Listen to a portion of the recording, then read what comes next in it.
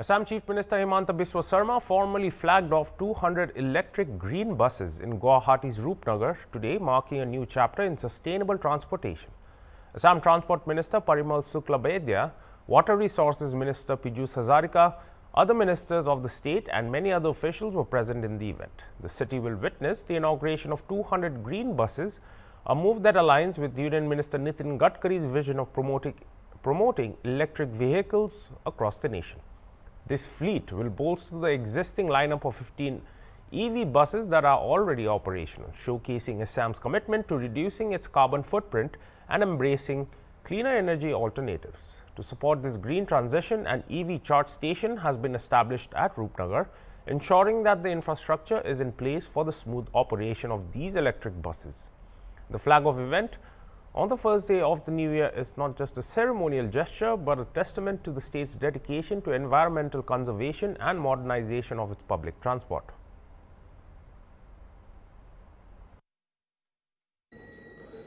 (2024) के लिए एक असम सरकार ने या ट्रांसपोर्ट डिपार्टमेंट ने असम वासी के लिए एक नया उपहार दिया है।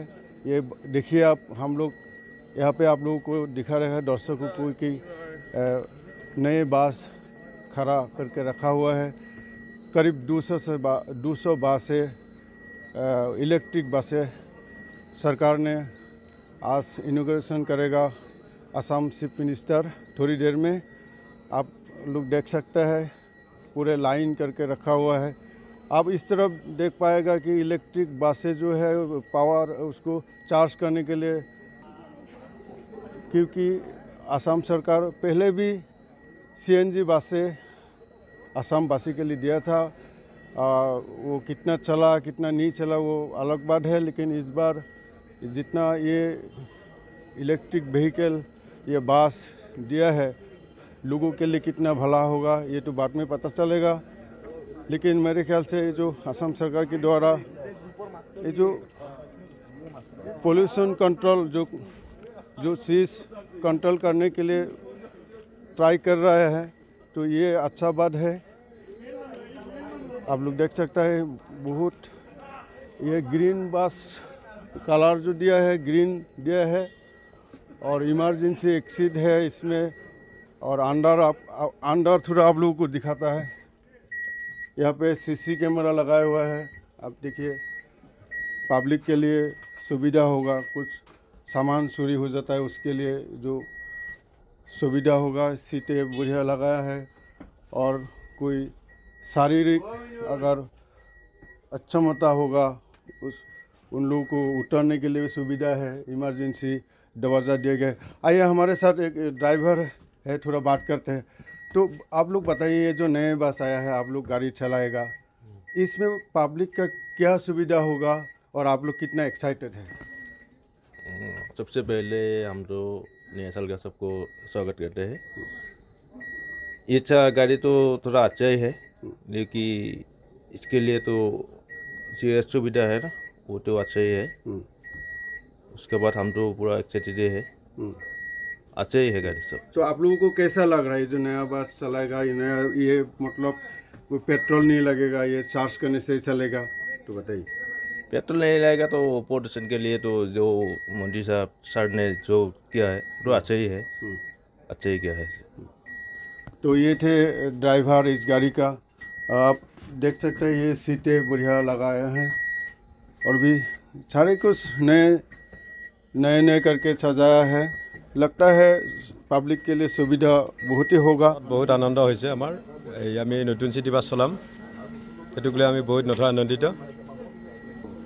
এটো ভাল পদক্ষেপ, কাৰণ এটো ইলেক্ট্ৰিকেল বস্তু, এটো বায়ু প্ৰদূষণৰ কাৰণে ভাল প্ৰজেক্ট হয় এটো, আৰু আমাৰ পাব্লিকৰ কাৰণেও ভাল সুবিধাজনক গাড়ী আৰু ড্ৰাইভাৰৰ কাৰণেও ভাল সুবিধাজনক গাড়ী এখন।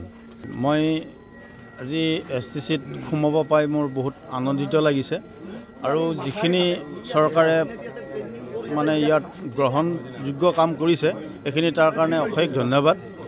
আৰু তেওঁলোকক আমি নতুন বছৰৰ কাৰণেও শুভেচ্ছা জ্ঞাপন কৰা হৈছে। আৰু যথেষ্ট পাব্লিক আৰু গুৱাহাটীবাসী ৰাইজ বহুত আনন্দিত হ'ব। এইখিনি বাছে আমাক বহুত সুখী কৰিছে, আৰু এইখিনি বাছৰ পৰা আমি হয়তো বহুত আগলৈ আগবাঢ়ি যাব পাৰিম বুলি আমাৰ এটা নিশ্চয় আশা থাকিলে। ইয়াত স্পেচিয়েলি সুবিধা এইটোৱে আছে, মানে ইয়াত মানে আপোনাৰ এজন ধৰক এই শাৰীৰিক অসুস্থ মানুহ এজন যদিও গাড়ীখনত উঠিব লগা হয়, তাৰ ব্যৱস্থাও ইয়াত গাড়ীখনত আছে।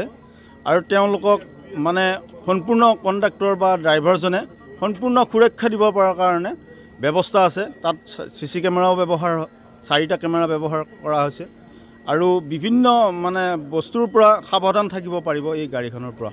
তাৰ কাৰণে আমি অশেষ মানে চৰকাৰক আমি অশেষ ধন্যবাদ জ্ঞাপন কৰিছোঁ। আচলতে আজি 200খন বাছ ট্ৰান্সপোৰ্ট বিভাগের জড়িয়ে লোকার্পণ করা হব। আর এই যে 200খন বাস আনা হয়েছে এটো স্মার্ট সিটি ফান্ডিংয়ের জড়িয়ে আনা হয়েছে। মাননীয় মুখ্যমন্ত্রী ডাঙরিয়া আপোনালোক সকলেই জানে যে রাইজ যাতে আমি পথ বাটত আমি ভালকেই চলাফেরা কৰিব পাৰোঁ, কমফৰ্টেবল এটা আমাৰ যাত্ৰা হয়, তাৰ কাৰণে ৰাস্তা পদূলিৰ প্ৰচণ্ডভাৱে কাম চলি আছে, উন্নতি হৈ আছে, এইবিলাক গোটেইখিনি ৰাইজৰ সন্মুখত আছে। তাৰ লগতে যাতে আমি নিশ্চিন্তে যাতে আমি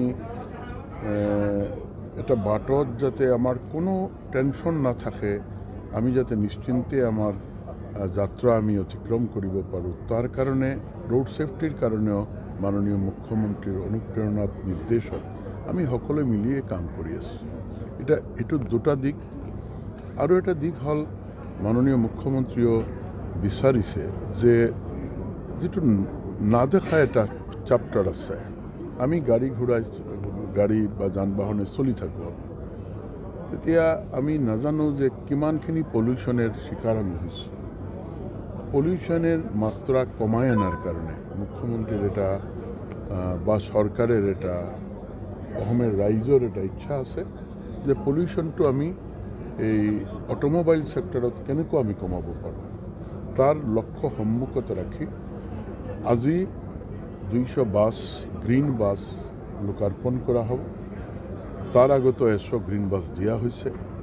অহা কাৰ্যকালত যাতে আমি খালি বাছ নহয়, সব ধৰনেৰ যান বাহন আমি যাতে গ্ৰিন এনাৰ্জিত কনভাৰ্ট কৰিব পাৰোঁ, তাৰ কাৰণে বিভাগে মাননীয় মুখ্যমন্ত্ৰীৰ নিৰ্দেশে আমি ক্ৰেপস পলিসি লৈছোঁ। আমি নতুন কৰি যিসকল গাড়ী কনভাৰ্ট কৰা হ'ব গ্ৰিন এনাৰ্জিত, ইয়াতো ইনসেন্টিভ দিয়াৰ ব্যৱস্থা আছে।